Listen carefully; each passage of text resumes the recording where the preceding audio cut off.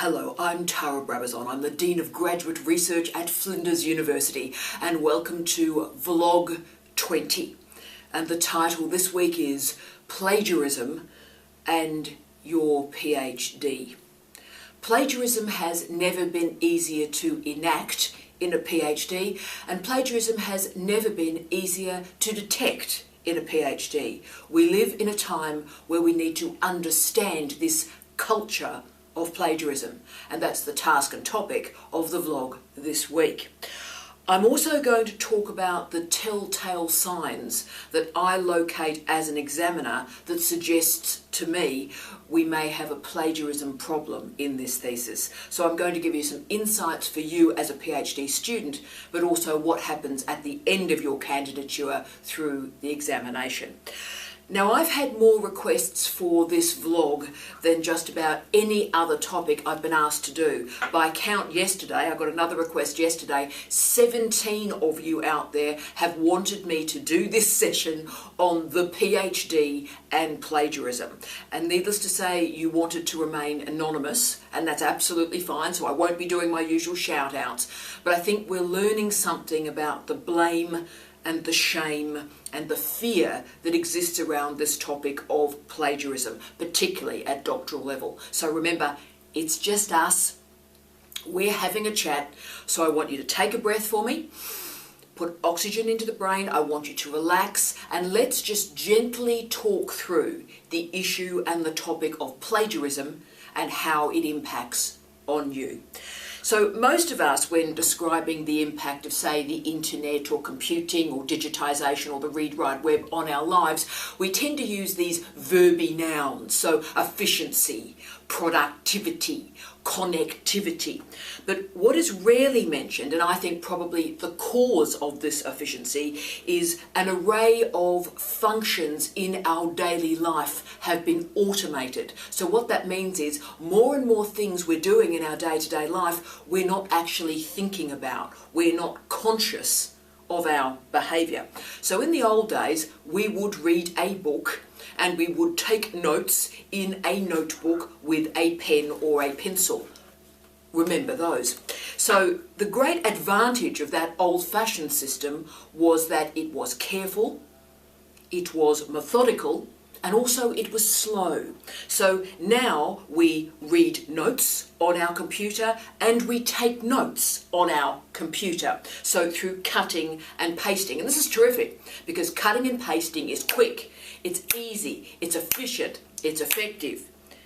We think we're saving time when we're cutting corners, but we're also getting ourselves into trouble because there are consequences when we do things quickly and often without thought. But the oddity about all of this is when I commenced my first bachelor degree at the University of Western Australia, absolutely nobody mentioned the word plagiarism. I did my first honours degree and no one ever said the word plagiarism in those 4 years. There were certainly whispers of academics ripping off the work of their dissertation students, don't get me wrong, that stuff was happening. But compare that situation to our present. I do a lot of inductions, and I've done a lot of inductions for new students since 1997, and that is inductions for first year students just starting an undergraduate degree, and for you guys and gals entering your PhD program for the first time. And what I've found since 1997 is every single year the topic of plagiarism goes further and further up the agenda items to be discussed during this orientation or this induction. So picture this scenario. We've got a bright, fabulous group of students who are excited at their achievement. They're coming to a university. And what do we do to them, ladies and gentlemen, during their induction? Instead of congratulating them and saying, "Aren't you brilliant? Thank you for your sacrifice. You've worked so hard. I hope you have a brilliant time in this doctoral program or in this undergraduate degree," what do we actually do? From that first meeting, we start to shove sanctions down their throat about plagiarism so that they almost choke. We never ever think that maybe, just maybe, we're creating the problem that we think we are solving. Instead of exploring and talking about a culture of teaching and learning, we're imposing a culture of blaming. and shaming. And Turnitin in this context becomes the panopticon of plagiarism. It certainly manages plagiarism, it catches the cheaters, there's no doubt about that, but are we missing something in this story? And indeed, are we missing the actual story? And that's why I said to you last week, and I really meant it, I want you to use Turnitin as a diagnostic, not as a punishment. I want you to use it early on in your candidature to explore if you have challenges with information literacy. But the question is, I think, and it's a big one, why in the last 20 years in higher education that plagiarism has gone from almost being invisible to the key scholarly crime of our time. Big existential question, that one. And I argue, and have argued in a lot of my research, that plagiarism is a proxy. It's a strategy to blame the victim rather than consider actually what's happened in higher education in the last 20 years. So how does all of this have an impact on you? Well, I'm now going to give you 5 quick strategies, topics or challenges that you confront in this area during your PhD. Part of it is about the candidature, but I'm also going to provide a couple of very important tips about what to watch out for in terms of examiners and plagiarism. The key variable I really want you all to consider, team, is speed. Most acts of plagiarism are not intentional. They emerge when a student takes a shortcut. So what happens is you let the technology determine what you're doing rather than allowing information literacy to determine what you're doing. So what I'm talking about now are the 5 quick topics or ideas that'll help you manage plagiarism in your candidature and examination. So 1 is the obvious one, cutting and pasting. Note-taking is a really specialist skill. Too often, I think, digitisation allows us to easily take that shortcut of cutting and pasting. And the problem is you are cutting and pasting the words of others into your notes. Now, that's okay if you're wide awake and you've got information literacy going on and you know what you're doing. But if you are tired, and of course for a PhD student you are tired most of the time, it can create that sloppy thinking. So you simply cut and paste, throw it into your notes, and you forget that it's been a direct cut and paste, not a paraphrase. So the shortcut, the cut and paste, creates sloppiness. It creates a lot of troubles, so please be really aware of it. And that's why I always recommend to you to take notes on a different platform from which you are reading. So if you are reading a book, then yes, you can take your notes on a computer. If you're reading an online source, read it on paper or read it on your iPad and take notes on your computer. This is called platform management, and I would argue it's incredibly important to note-taking, because what you're doing by creating different platforms is you're creating a space for thought, for consciousness, for interpretation. Okay, let's go to 2. Oh, this is the big one. Okay, here we go. If you get nothing else out of today, get this one. Watch your brackets. Harvard referencing poses particular challenges. It encourages paraphrasing, and the problem is the line between paraphrasing and your independent interpretation starts to become blurred. So as an examiner, I go straight on plagiarism alert when I see one thing. Let me tell you. When I see a paragraph of writing from a student without any references until the end of the paragraph. So this is what it looks like. Here is a paragraph in a PhD. There are 10 sentences in it, and at the end of that paragraph I see bracket, Brabazon, 2012, end of bracket. The moment I see that, I lift up the laptop lid and I start to put the sentences and the paragraphs from that student into Google to pick up the particular problems that may indeed be plagiarism. So at that point I start to do a plagiarism check. So what I'm worried about is the student has not specified This is a scholar's work. That is the paraphrasing, and this is my interpretation. So please remember, when you are constructing a paragraph, be very clear. Here's your topic sentence, then go into the paraphrasing from the scholar, the paraphrasing, then put your Harvard bracket, and then ensure you have your interpretation at the end of that paragraph. Separate out the reference from your interpretation. And please, at all costs, avoid putting a bracketed reference at the end of a paragraph. 3, managing feedback, editing and drafting. Again, crucial issue. I believe it's very important that you, yes, you, write and edit on both paper and screens. When you do editing on paper and on screens, you find different things. It keeps yourself fresh. A PhD is a very, very long gig. And what you need to do is continually defamiliarise your relationship with your own prose, because your eyes will start to glaze over the errors. You won't pick them up. So you defamiliarise your relationship with prose by sometimes editing on a screen, then maybe moving to a coffee shop and editing on paper. Keep changing it so that you're finding new errors each time. Now, yes, reading on paper takes longer, and that's actually the point. Your eyes glaze over errors when they're on a screen. And also think about it from an examiner's perspective. At its most basic, a screen is a different size from an A4 piece of paper. So what that means is if you spend all your time editing on a screen, you're not looking at how a page actually appears to an examiner. So that means it might be a bit bitty, it might be a bit choppy, and your paragraphing may be confronting some challenges. So make sure you do look at it on a page so you understand how an examiner sees your prose.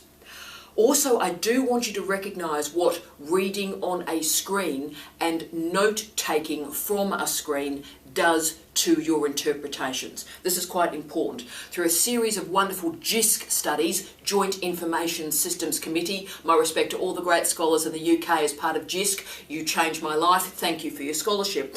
But what a lot of these JISC studies showed is that screens encourage superficial reading. Through some really fascinating eye-tracking software, they showed, guys, that when you read on a screen, your eyes go in a circle. So you just sort of glance over the screen like that. When you read on a piece of paper, your eyes go like that, because obviously you're trained at school to do that. So when you read on paper, you do that. When you read on a screen, your eyes flit around. So remember, that flitting around creates superficial reading, and superficiality is the enemy of a PhD. 4, orientations and inductions matter. Now, this is important. At the start of the PhD, and we've got new students about to start, hello, I'm so thrilled to have you with us. At the start of a PhD, it's very important that you enact a diagnostic, and can I say it's never too late to do that diagnostic. If you're in the final 6 months of your candidature, do a diagnostic. So what I'm asking is that you and your supervisors have a quiet, compassionate and really civilised conversation about the skills that you have and the skills that you do not have, what you do well, and perhaps what is an area of challenge for you. So this, for example, maybe I'd really like to use EndNote. I've no idea how to do it. So use our library, use our librarians. Flinders has an amazing library, so please use their expertise. You may say, I'm really lacking writing skills. Well, use the Office of Graduate Research. We have write skills, we have the Write Bunch, we have a whole series of strategies to help you write, learn to write, get writing and complete your writing for your PhD. So you've got challenges with referencing. Again, the library has incredible sessions that very quickly can solve that problem.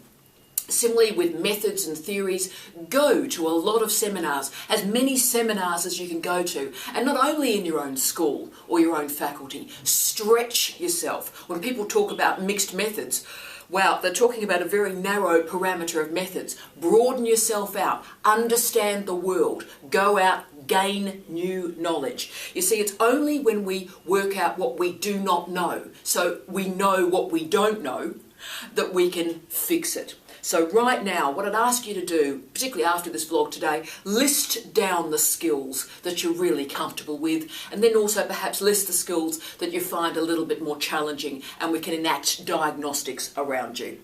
5, we got there. Keep the level of reading high. There's never been a time on planet Earth where there's been so much low quality material available for a PhD student. So now the problem we really have to manage in doctoral education is what happens in that space between a lot of really low quality material and the demands of the highest levels of scholarship. So when I examine these days, can I say particularly when I examine media studies theses from England, and I used to teach, I was a professor of media studies in England, so I get this, but when I'm particularly investigating and examining media studies theses, I see a huge number of low quality references in the bibliography. We're talking textbooks, we're talking blogs, we're also talking very low quality refereed work. Now, I'm not saying don't use this material. There are some topics that you need that emerging idea, emerging set of ideas to put into your thesis. I really get that. But don't be over-wedded to this material. Make sure you always have a balance. You need to also every single day, read material that will stretch you. Every single day I wake up, I wake up at 2 in the morning and I force myself to read really edgy, high quality, high level material. So every single day I keep learning something, and I want exactly the same for you. I want you to stretch yourself. It's very easy to read blogs, it's very easy to read textbooks. You become very satiated at the low level of scholarship, but they cannot be the foundation of a PhD. And remember, Turnitin discovers errors that have been lodged in their database, and trust me, Turnitin has just about every single textbook and blog that can be found. So if you're using the low quality work, the chances are the matches and the capacity to find those matches will increase. So besides ensuring that the material that you are reading is complex, it's also important, team, that we keep the standards of our PhDs incredibly high. Many of you have heard me use the phrase through all the lectures and stuff I've done around the world. I use the phrase, the dumbing down of a doctorate. That's my greatest fear in higher education, the dumbing down of a doctorate. And that is why, that's the single reason I took this job. Because if we lose the calibre, we lose the quality, we lose the integrity of a PhD, we might as well close down universities. The whole point of this is it's high quality and it matters. So I need to make sure every single day that every single one of you has the highest standards of information literacy. I want you to read the best scholarship in the world because I want you to write the best scholarship in the world. PhDs are meant to be tough. They are still an elite qualification, and that's why they still mean something. Therefore, what I'm asking is just make sure that you always read the best. You read the verified, you read the refereed scholarship. And I also want you to write with clarity, with precision, but also with care. So I wish you a tough reading week, and I also wish you a brilliant writing week. As always, I wish you love, light and peace. Have a great one. Take care. Tea out.